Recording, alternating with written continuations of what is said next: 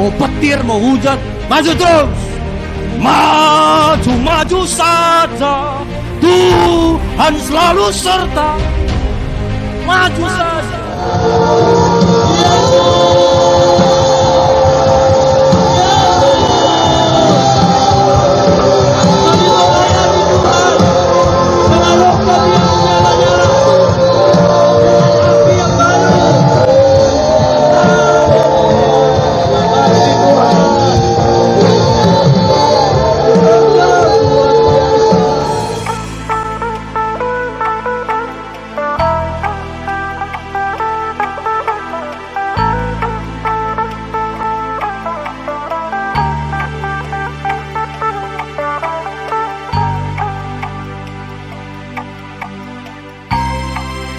Filipi pasal 4 ini banyak sekali ayat-ayat yang menjadi ayat kekuatan kita, termasuk banyak jadi ayat hafalan. Filipi 4:13, segala perkara dapat kutanggung di dalam Dia yang memberi kekuatan kepadaku.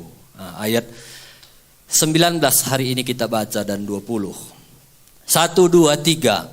Allahku akan memenuhi segala keperluanmu menurut kekayaan dan kemuliaannya dalam Kristus Yesus. Dimuliakanlah Allah dan Bapa kita selama-lamanya. Amin. Kita baca sekali lagi. Mu jadi ku. Allahku akan memenuhi segala keperluanku menurut kekayaan dan kemuliaannya dalam Kristus Yesus. Dimuliakanlah Allah dan Bapa kita selama-lamanya. Amin. Nah, banyak anak-anak Tuhan suka ayat ini. Bahkan banyak yang menghafal, bahkan jadi ayat mas. Itu tidak salah, karena ayat ini memang ayat firman Tuhan yang menghiburkan, yang menguatkan. Dan Allah sanggup melakukan segala perkara dalam hidup kita, apa saja yang menjadi keperluan kita, Tuhan sanggup mencukupkannya. Amin. Nah, pertanyaannya, apa sebenarnya maksud ayat ini? Kemana diarahkan ayat ini? Dari ayat ini saya rindu kita membahas ada dua hal, dua kata, yaitu memenuhi segala keperluanmu dan ada satu kata Allahmu. Nah, jadi ini hari ini kita akan belajar. Yang pertama, memenuhi keperluanmu, memenuhi bahasa Yunaninya itu plairoo, artinya mengisi dengan penuh. Allahku akan mengisi dengan penuh keperluanmu. Artinya apa? Memadatkan. Allahku akan memadatkan. Kalau botol itu dipadatkan, beras itu dipadatkan. Allahku akan memadatkan keperluanmu menurut kekayaannya. Apalagi memuaskan, menyenangkan, menyelesaikan, membuktikan. Allahmu akan membuktikan bahwa kita bisa ditolong. Allah akan menyempurnakan. Allah akan melengkapi. Allah akan menyediakan. Itu artinya memenuhi. Kebutuhanmu artinya kalau bahasa Yunaninya kriyaah, artinya kekuranganmu. Allahku akan mencukupi kekuranganmu. Allahku akan membereskan urusanmu. Allahku akan memenuhi segala perkaramu, menyelesaikan segala perkaramu, termasuk jodohmu, ada di dalam ayat itu. Termasuk bisnismu, termasuk kemelaratanmu, termasuk ketiadaanmu, termasuk kebutuhanmu, itu semua artinya kebutuhan. Jadi dahsyat ayat ini. Artinya Allahku akan mengisi kembali dalam hidupmu. Apa yang kurang itu akan diisi oleh Allah kita. Nah, sekarang saya mau bahas ayat ini ditulis oleh Paulus kepada jemaat di Filipi. Jadi untuk membaca satu ayat itu, kita jadi jemaat harus mengerti ayat itu, nggak boleh kita makan mentah-mentah. Allahku akan memenuhi segala keperluan menurut kekayaan dan kemuliaannya. Aku amin, amin, amin. Boleh, itu bagus. Tapi kenapa muncul ayat ini? Kita harus baca ayat-ayat di atasnya. Ayat-ayat di atasnya itu bagaimana Paulus ini menceritakan kehebatan, kebaikan, teladan jemaat yang ada di Filipi. Saya baca Filipi pasal 4 di atasnya, ayat 14 sampai 18. Filipi pasal 4 ayat 14 sampai 18. Tapi saya nggak baca terjemahan Alkitab kita. Saya baca terjemahan lama. Wah, kalau orang lama Alkitabnya itu ada terjemahannya, saya baca terjemahan lama karena itu lebih tajam. Tapi tolong ikuti ya, Filipi pasal 4 ayat 14. Tampilkan saja di sini ayat 14, saya akan bacakan terjemahan lama. Ini kata Paulus kepada jemaat yang di Filipi. Tetapi kamu jemaat Filipi sudah berbuat baik dengan mengambil bagian dalam kesusahanku. Jadi waktu Rasul Paulus itu susah, jemaat Filipi itu diambil bagian, tolongin Paulus. 15. Maka kamu sendiri pun, hai orang Filipi, mengetahui juga bahwa pada permulaan pemberitaan Injil, tatkala aku sudah keluar dari Makedonia, satu sidang pun tidak masuk di dalam perkiraan beri-memberi dengan aku, melainkan kamu saja. Paulus bilang, aduh makasih ya jemaat Filipi, waktu aku merintis-rintis dulu di sini. Nggak ada satu jemaat pun yang tolong aku selain kalian, jemaat Filipi. Kalian baik kali sama aku, kata Paulus. Ayat 16. Karena tatkala di Tesalonika juga kamu sudah berkirim beberapa kali bagi kekuranganku. Waktu aku melayani di Tesalonika pun udah sering kamu transfer uang, kirim bantuan, kirim kebutuhan, kirim beras, kirim minyak goreng. Aku tertolong kali. Kata Paulus kalau terjemahan yang sekarang.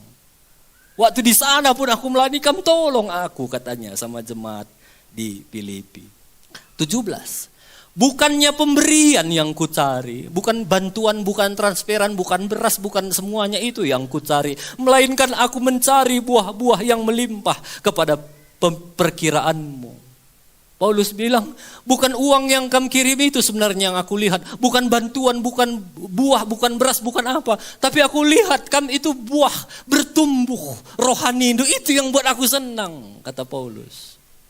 Karena tanda orang berbuah suka memberi, suka menolong. Ayat 18.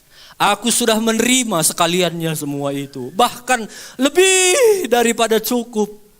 Maka aku telah syarat, udah keberatan, udah melimpah semenjak aku menerima daripada Epafroditus pemberian kamu. Yaitu suatu bauan yang harum dan persembahan yang disukai dan diperkenan Allah. Jadi Paulus bilang, aduh aku diberkati kali. Kalian suka membantu aku, suka memberi. Sampai aku itu berkelimpahan. Bukan pemberian kalian yang kulihat, tapi buah kalian itu waktu kalian bertumbuh di dalam Tuhan, kalian berbuah, suka membantu, itu yang menyenangkan hatiku. Semua bantuan kalian udah aku terima, baik kali kalian. Oh kalian hebat, terima kasih. Gitu kata Paulus. Lalu dia kunci dengan ayat 19, inilah makanya ada ayat 19. Lalu dia berkati mereka. Allahku akan mencukupkan segala keperluanmu menurut kekayaan dan kemuliaannya. Nah, jadi ayat ini ditulis kepada jemaat Filipi yang mereka suka memperhatikan pekerjaan Tuhan, memperhatikan hamba Tuhan, memperhatikan semuanya yang berhubungan dengan Tuhan. Jadi waktu mereka itu sibuk mengurusi pekerjaan Tuhan, pasti ada yang kurang dalam hidupnya. Waktu mereka memberi itu pasti ada yang kurang dalam hidupnya. Waktu mereka transfer uang itu pasti kurang uangnya. Nanti waktu kamu memberi persembahan pasti kurang uang di kantong du. Kalau kamu kasih 100.000, kurang 100.000 di dalam. Pasti ada yang kurang kalau kita mau melayani pekerjaan Tuhan. Itulah yang Paulus bilang. Allahku akan memenuhkan kembali yang udah kurang dalam hidupmu. Menurut kekayaan dan kemuliaannya.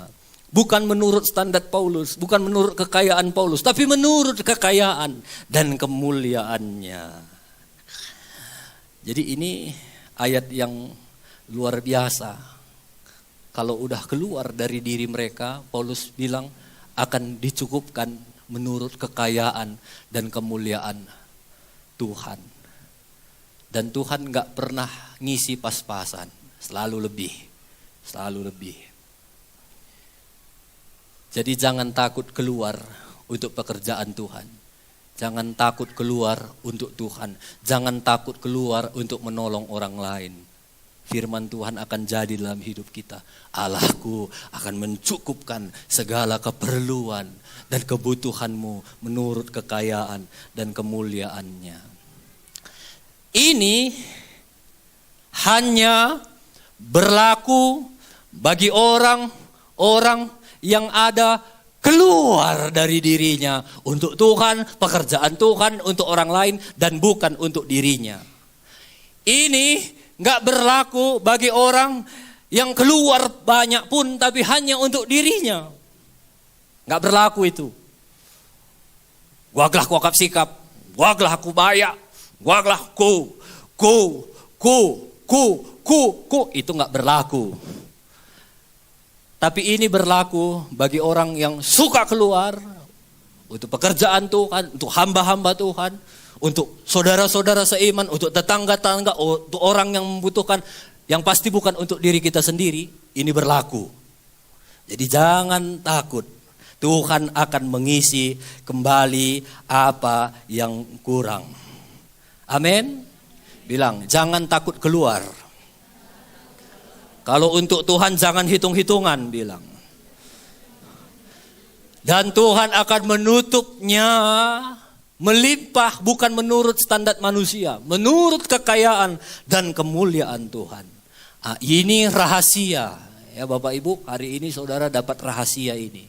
Ini rahasia yang banyak orang gak paham. Banyak orang hanya tahu Allahku akan mencukupi. Sambil dia nyanyi, sambil dia nangis pun. Kalau dia gak paham itu tadi, gak ada yang keluar. Gak ada dia lakukan di ayat-ayat 18, 17, 15 itu. Gak terjadi ayat 19 ini. Kalau mau ayat 19 terjadi, lakukan ayat-ayat yang sebelumnya. Perhatikan orang-orang lain. Kami selalu bilang, gak usah kami. Saudara lihat ada hamba-hamba Tuhan yang di sekitaran Logendak ini, saudara tahu dia perintisan. Bantu, ulurkan tangan saudara. Jangan takut. Kalau udah keluar, Tuhan akan kembalikan menurut kekayaan dan kemuliaan Tuhan. Banyak orang gak paham ayat ini. Sampai ada istilah orang Karo, muas terus sampuran, haus di bawah pancuran. Sampai ada pepatah orang Indonesia, ada tikus mati di tumpukan padi. Bayangkan, mati kelaparan di tumpukan padi, haus di bawah air pancuran. Kalau air pancuran itu biasa segar, kita tampung gini bisa langsung kita minum, sehat itu. Gak sakit perut, karena bersih. Tapi ada pepatah, muas terus sampuran, haus di bawah pancuran.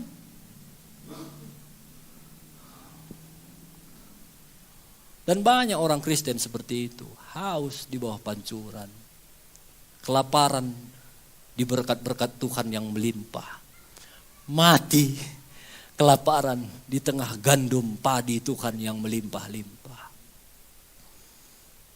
Dan kami sebagai gembala, hamba Tuhan, gak mau ada satu pun jemaat di sini yang muas terus sampuran, yang haus di bawah pancuran. Kita ini semua hidup dalam kelimpahan yang Tuhan berikan. Itu sebabnya hari ini saya harus bicara tegas sama kita, supaya kita gak muas di terus sampuran. Supaya kita gak kelaparan di tengah-tengah berkat Tuhan yang melimpah. Sampai kadang-kadang kita merasa Tuhan kok jauh. Yang parahnya kadang-kadang orang adanya Tuhan anak itu susah kali hidupnya. Per GPDI Logendak. Aduh, saya sedih itu dengarnya kalau ada orang ngomong gitu. Yang salah bukan GPDI-nya, yang salah pribadinya. Itu sebabnya kita datang ke sini dengar firman Tuhan, lakukan firman Tuhan. Jadi kalau kita melakukan untuk diri kita sendiri, untuk kita nggak ada yang, walaupun banyak yang keluar tapi untuk diri kita nggak berlaku ayat Allahku akan mencukupi keperluan. Nah, jadi belajar keluar. Saya nggak usah kasih tahu kemana Tuhan arahkan saudara, arahkanlah ke sana. Kami sebagai gembala nggak akan iri-iri. Kami bantu sana, nggak iri kami. Justru kalau kami dengar, makasih ya pendeta, ada jemaat itu kemarin yang bantu kami. Bangga kami, sama seperti Rasul Paulus. Itu yang kami mau, buah. Siapa saja saudara ketemu, nggak harus hamba Tuhan. Saudara lihat ada orang-orang yang perlu, tolong. Mental aku kan masih perlu ditolong, mental itu dibuang itu. Itu mental-mental tidak akan mendapat kelimpahan dari Tuhan. Kita harus punya pikiran, aku harus keluar, aku harus keluar, aku harus keluar. Apalagi kadang-kadang waktu kita keluar, kita harus ikat pinggang kita, tahan nafsu kita. Yang bisa kita lakukan untuk orang lain, untuk pekerjaan Tuhan, untuk hamba-hamba Tuhan. Percayalah, dahsyat itu berkatnya. Istri saya kalau nggak salah minggu lalu udah cerita di sini, ada beberapa jemaat yang dapat tas, ada lebih 2. Waktu anakku Copin Celin lihat, apalagi warna pink, dia paling suka warna pink. Semua akulah 1. Bisa kami kasih lebih kok. Lagian kalaupun nggak lebih, bisanya ku kasih. Orang yang ngasih itu, kasih sama siapa kamu mau, katanya sama aku. Suka aku. Mau ku kasih sama anakku, suka aku. Mau ku kasih sama kalian juga suka aku. Tapi aku selalu belajar, bukan hidup suka-sukaku, hidup sukanya Tuhan. Aku tahu anakku suka, dia nangis. Wajar ku kasih. Nah, salah satu. Orang aku yang bawa, aku kok yang angkat berasnya, aku yang angkatnya. Wajarlah upahku lah 1. Wajar, tapi aku gak mau belajar hidup karena wajar. Aku belajar keluar, nakku, ada berkat lu, itu berkat abang kakak lu, mereka juga udah berdoa, itu bagian mereka. Nanti bagian kalian berdoa. Wah, hancur hati ini ngelihatnya. Bisa ku kasih, tapi gak ku lakukan untuk Tuhan. Dulu berdoa anakku. Kalau itu sering kita kerjakan, kadang-kadang kita bisa melakukan banyak hal. Bisa kita makan mewah-mewah, tapi kita lihat ada tetangga kita perlu kita bantu. Kita tahan nafsu, kita makan bakso. Apalagi makan es teler yang di sini enak kali itu. Ada uang kita. Tapi, enggak lah. Percayalah, Allahku akan memenuhi keperluanmu menurut kekayaan dan kemuliaannya. Enggak nunggu lama itu. Semalam ada satu ibu, dia datang ke sini. Sebentar saja, dia bawa bungkusan, 3 bungkusan. Panggil anakku Copin Cili, nih untuk Natal, baju Natal, ini untuk baju Natal, ini semua dikasih baju sama celana. Waktu dibuka, senang kali anakku ini ya, ini berkat Tuhan, ini bagian kalian. Lihat, Tuhan itu bisa pakai siapa saja, hanya untuk ngantar baju, udah ya, pergi kami katanya. Kan enak ya, sebentar tapi berkesan. Daripada lama, anak gunung cerita, gunung 3 jam, 4 jam lulit. Nanam, nah. Bilang kiri kanan, belajar jadi jemaat sebentar tapi berkesan. Daripada berjam-jam, bikin uang keluar. Sebentar tapi berkesan, dia kasih, kulihat, bagus sekali. Kutanya istriku, mahal gak? Mahal pak. Gak pernah kami pikirkan baju Natal. Waktu kami tahan aku, ada berkat kalian, ada lagi berkat. Jadi belajar kita jadi anak Tuhan, mulai perhatikan. Bukan berarti kita nggak ada lagi untuk diri kita, pasti ada, untuk kebutuhan pokok ada. Tapi betapa sering hanya untuk kemewahan, keindahan, untuk gaya hidup, kita habiskan semua dan kita nggak peduli lagi sama orang lain, sama pekerjaan Tuhan, sama hamba-hamba Tuhan. Kalau kita mau diberkati Tuhan, bilang kiri kanan, berkati pekerjaan Tuhan. Bayar uang Natal dulu. Nah itu pekerjaan Tuhan itu. Saya semalam tanya panitia Natal, gimana dana Natal kita? Masih 2 juta om, masih 2 juta. Ini udah gak lama lagi kita Natal, berkati pekerjaan Tuhan. Nah, saya gak disponsori sama panitia, tapi saya pikir itu salah satu jalan bagaimana kita mau nabur. Kalau kamu keluar untuk Natal, percaya ini berlaku dalam hidupmu. Allahku akan mencukupi keperluan, kebutuhan menurut kekayaan dan kemuliaan Tuhan. Amin. Gak usah hitung-hitungan lah sama Tuhan. Walau panitia Natal bilang kita makan 30.000 satu orang, gak usah kami hitung, kami 3 kali 30.000, 90.000, 100.000, hari gue jago lebih 10, gak usah gitu. Kalau lebih berkat lu kasih 200, kasih. Kalau nggak ada pun berkat nggak masalah. Yang penting kamu memberi. Banyak orang kan gitu, hitung-hitungan. 3, 100.000, minggu lebih 10.000. 4 kami, banyak kali 300. Jangan hitung-hitungan. Kalau hitung-hitungan nggak berlaku ayat ini dalam hidup kita. Belajar jangan hitung-hitungan. Dan ingat Tuhan nggak pernah akan berhitung. Kalau kita melakukannya untuk Tuhan. Nah, jadi jangan pelit. Bilang kiri kanan, jangan pelit.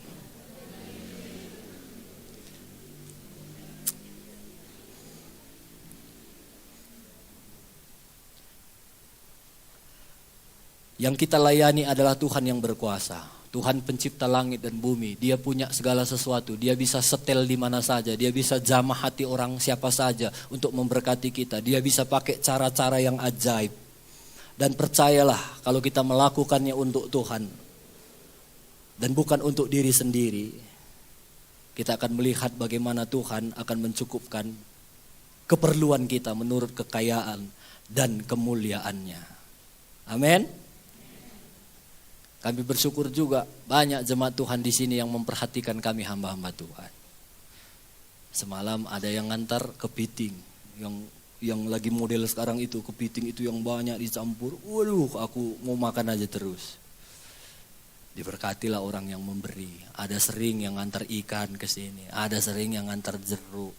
Ada banyak yang suka ngantar. Yang belum pernah ngantar belajar.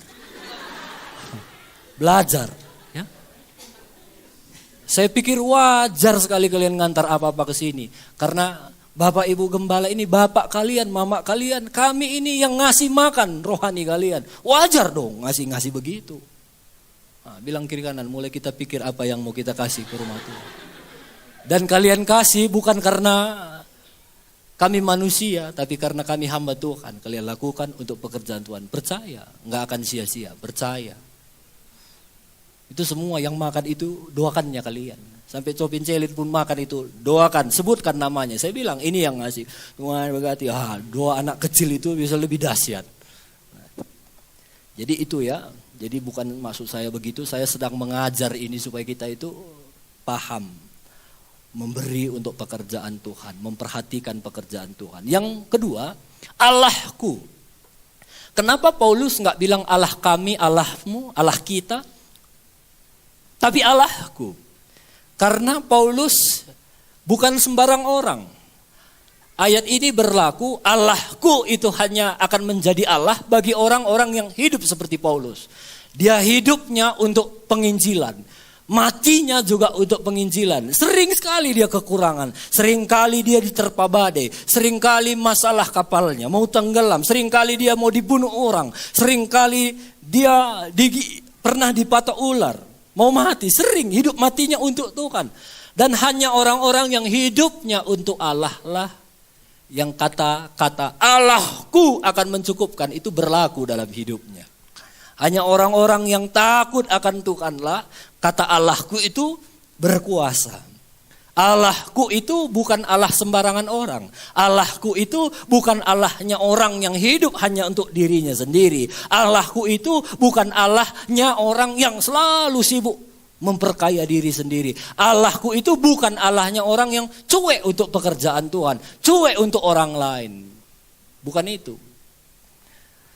Tapi Allahnya itu adalah Allahku itu berkuasa kalau kita sadar aku hidup untuk Tuhan. Aku hidup untuk pekerjaan Tuhan. Jadi hari ini belajar ya. Jangan hitung-hitungan sama Tuhan. Kalau mau mengalami kekayaan dan kemuliaannya itu, mulai belajar seperti jemaat di Filipi. Perhatikan pekerjaan Tuhan, perhatikan orang-orang lain, perhatikan hamba-hamba Tuhan. Saya selalu percaya seperti yang saya selalu saksikan. Aku percaya berkat-Mu atasku melimpah. Kebajikan, kemurahan selalu mengikutiku. Ngikut ini kebajikan, kemurahan. Berkat. Kari lebih ya, melala dengar, iya minyak katanya. Mau masuk dia selalu ke kantong kita.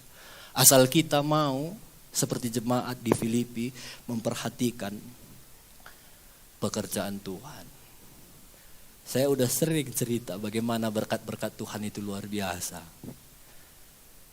Satu kali ada teman saya hamba Tuhan, dia khotbah di Pekanbaru. Habis dia khotbah ada satu bapak datangi dia, "Bapak dari Tanah Karo ya?" "Iya." "Kenal pendeta Krispus Surbakti?" "Kenal." "Pak, titiplah amplop sama dia ya. Aku suka dengar firman Tuhan di YouTube-nya." Yang belum like, subscribe, segera like, subscribe. Jangan lupa komen. Kalau ada iklan tolong jangan di skip ya. Itu uang masuk saya itu. Jadi dia bilang, "Pak, titip ya. Waktu teman saya itu datang. Ini ada amplop buat kamu." "Dari mana?" "Aku pun gak kenal. Ada satu bapak di Pekanbaru. Dia titip ini untuk kamu." Dia yang khotbah, aku yang dapat amplop. "Kebajikan, kemurahan selalu mengikutiku." Saya udah cerita minggu lalu. Saya pesta-pesta di Peceren, saya duduk. Datang satu orang bapak, "Jojoah," katanya. Lalu dia cerita, "Wanjang ini, Pak Pendeta, istriku itu suka kali dengar khotbah di YouTube. Pagi-pagi waktu dia bangun, dia berdoa, yang dia dengar khotbah. Makasih ya Pak. Bisa nggak minta nomor rekening?" Saya kasih nomor rekening. Lalu dia ketik-ketik sebentar, "Pak, aku udah transfer ya, 4 juta. Kebajikan, kemurahan selalu mengikutiku. Ku puji, ku sembah kau Tuhan." Saya khotbah hari Kamis lalu di kantor Polres Kabanjahe. Habis khotbah biasa dapat amplop. Pendeta sama polisi banyak kesamaannya, suka salam tempel. Bagi kami pendeta dan polisi nggak ada salam COVID. Salam tempel tetap berlaku. Salam amplop. Lalu satu pimpinannya lagi, "Pak, makasih ya Pak, Margatari kan, makasih ya Pak."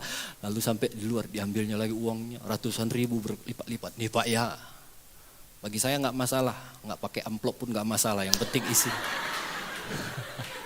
Jadi kalau kamu memberi nggak ada pun amplop nggak masalah, jangan sungkan ya.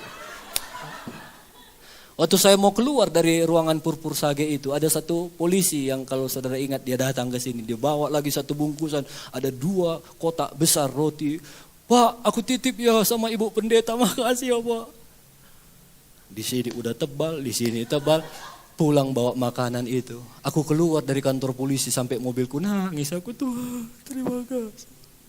Kebajikan, kemurahan selalu mengikuti aku Tuhan." Nggak minta ini, orang yang ngasih, "Pak, makasih, Pak, makasih, Pak, makasih." Firman Tuhan ini berlaku bagi kita semua. Asal kita mau hidup, memperhatikan pekerjaan Tuhan, mempedulikan hamba-hamba Tuhan. Kami belajar suami istri, asal ada uang, nggak hidup untuk diri. Selalu belajar, kalau ada orang-orang yang mau membantu, yang perlu dibantu, hamba-hamba Tuhan bangun gereja, ada perintisan-perintisan, kami selalu belajar berusaha membantu.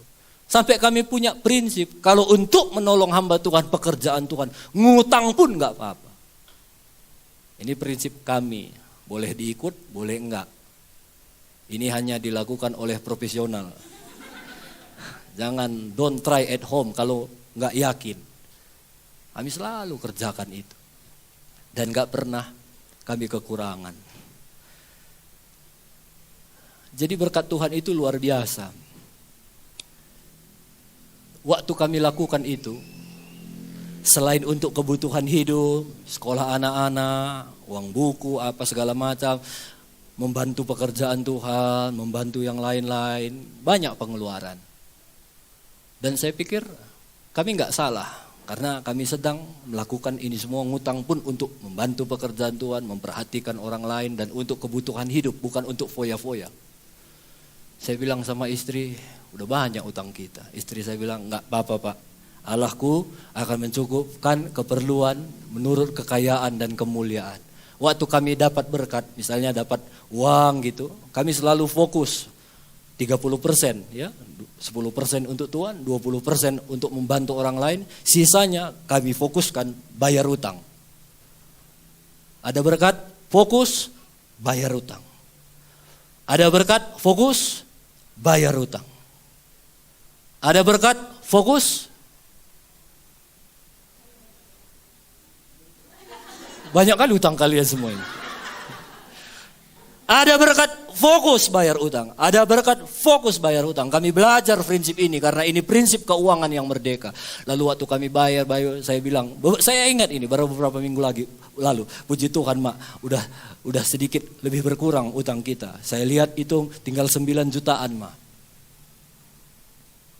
Walau bagi kami itu besar, tapi kami percaya Allahku akan mencukupi keperluan, kebutuhanku menurut kekayaan dan kemuliaannya. Sambil kami berusaha, ada berkat tutup utang, ada berkat tutup utang. Itu selalu prinsip kami. Sabtu siang, waktu saya baca-baca firman Tuhan di ruangan saya, baca firman Tuhan, ada telepon masuk. Saya lihat nggak ada namanya. Saya pikir kalau nggak ada namanya, kalau bulan Desember ya paling mengundang Natal begitu. Halo Pak, halo saya bilang, nggak tahu bapak atau ibu kan.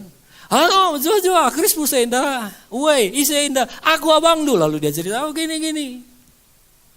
Gimana Natal di situ? Ya nggak seperti tahun lalu, kami tetap Natal tapi nggak ngundang-ngundang. Oh iya, puji Tuhan. Dia nggak lama, tapi berkesan.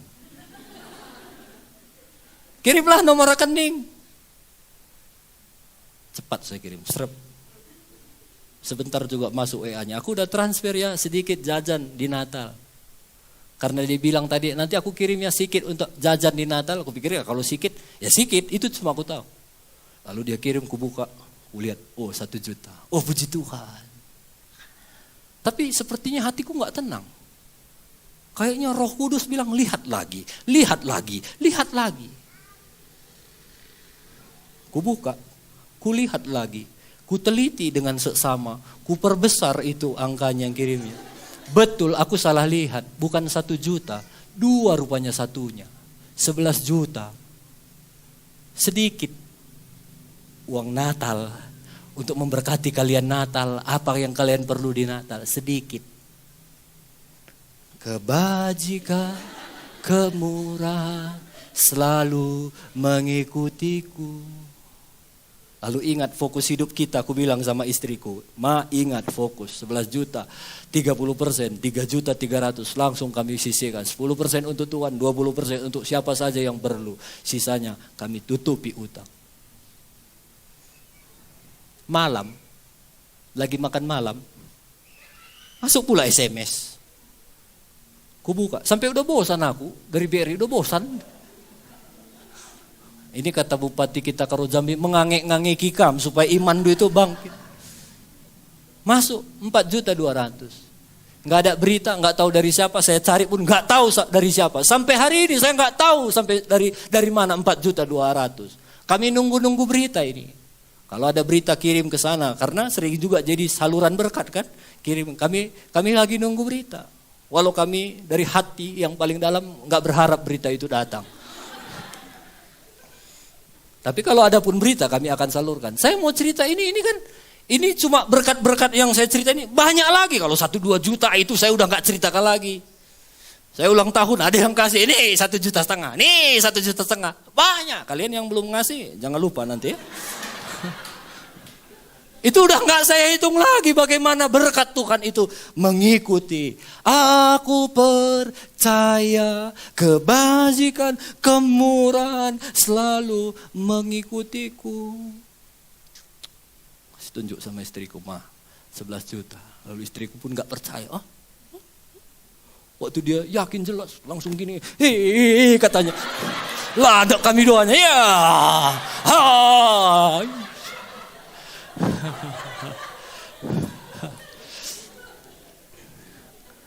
Karena kan udah berat, ini utang dengan cara Tuhan bisa tutup semua. Sekali kirim Tuhan pakai 1 orang, serap kita bisa. Aku percaya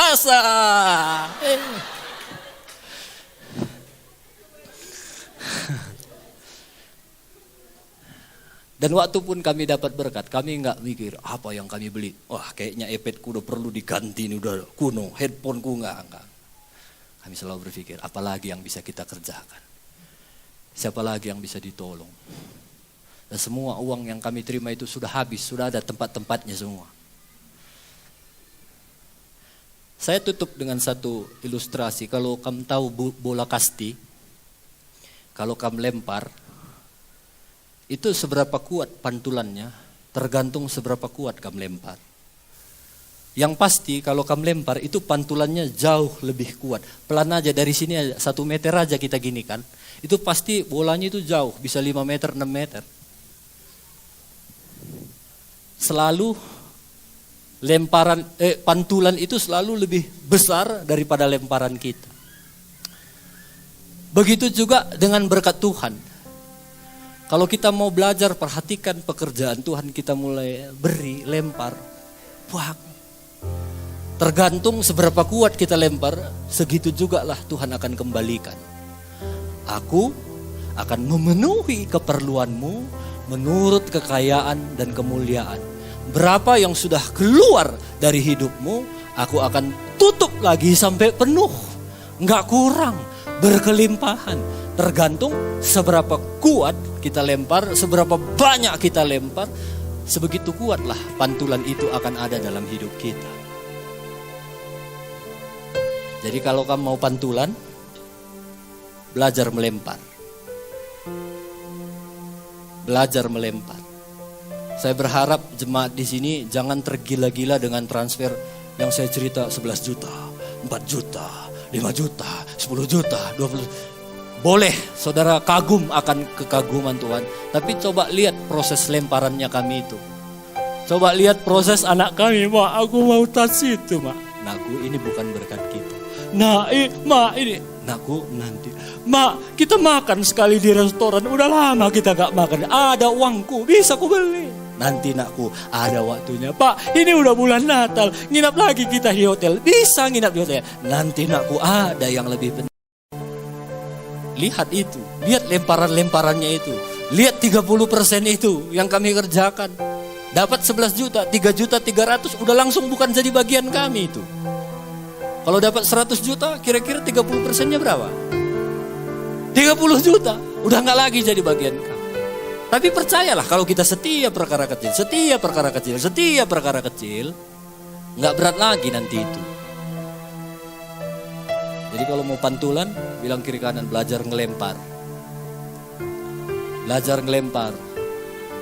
Kalau mau 11, belajar ngelempar, bilang. Kalau mau transferan, buat rekening, bilang. Berkat Tuhan itu akan selalu melimpah dalam hidup kita. Allahku akan mencukupi segala keperluanmu menurut kekayaan dan kemuliaannya. Belajar jadi orang yang suka melempar, suka menabur. Sama pekerjaan Tuhan jangan hitung-hitungan. Jangan pernah hitung-hitungan. Apa yang saudara tabur, Tuhan gak akan pernah tinggal diam, akan memberkati kita.